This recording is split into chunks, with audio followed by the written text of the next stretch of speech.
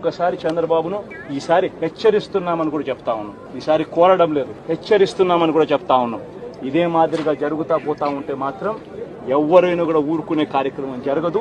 Reaction అనేది ఖచ్చితంగా ఉంటుందని కూడా చంద్రబాబు నాయుడు సందర్భంగా గట్టిగా జగన్మోహన్ రెడ్డి గారు ఏమని హెచ్చరిస్తారు మీరు చంద్రబాబు నాయుడు గారిని? ఈ దొంగలన్నీ విడిచేయండి, ఆ అన్యాయాలు అక్రమాలన్నీ చేసిన వాళ్ళని విడిచేయండి అని చెప్తారా చంద్రబాబు నాయుడు గారిని?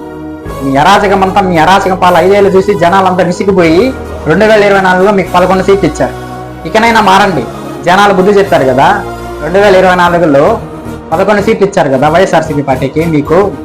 మీరు ఒక ప్రతిపక్ష నాయకుడు కూడా లేదు, ప్రతిపక్ష హోదా కూడా రాలేదు. అలా చేశారు మీకు ప్రజలు, ఆంధ్రప్రదేశ్ ప్రజలు. 11 సీట్లు ఇచ్చారు. ఒక ఎమ్మెల్యే, మీరు ఒక ఎమ్మెల్యేగా ఎలా మాట్లాడతారా మీరు? రౌడీల్ని వాళ్ళని వీళ్ళని ప్రోత్సహిస్తారా? అన్యాయం అక్రమాలు చేసిన వాళ్ళతోనే కదా జైల్లోకి వేసింది చట్టపరంగా. అలాంటి వాళ్ళని మీరు వెనకేసుకొని వచ్చి అలాగ మాట్లాడతారా? హెచ్చరిస్తారా మీరు చంద్రబాబు నాయుడు గారిని? ఏమని హెచ్చరిస్తారు? ఈ దొంగలని, ఈ అరాచకం చేసిన వాళ్ళని విడిచిపెట్టేయండి, వాళ్ళని విడిచిపెట్టేయండి అని హెచ్చరిస్తారా?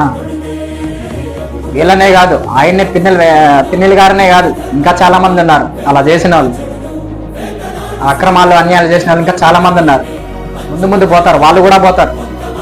వాళ్ళు కూడా చట్టపరంగానే తీసుకొని అన్ని తీసుకొని జైల్లోకే వేస్తారు.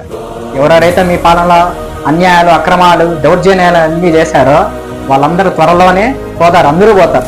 ఎవరెవరైతే చేశారో అందరూ పోతారు.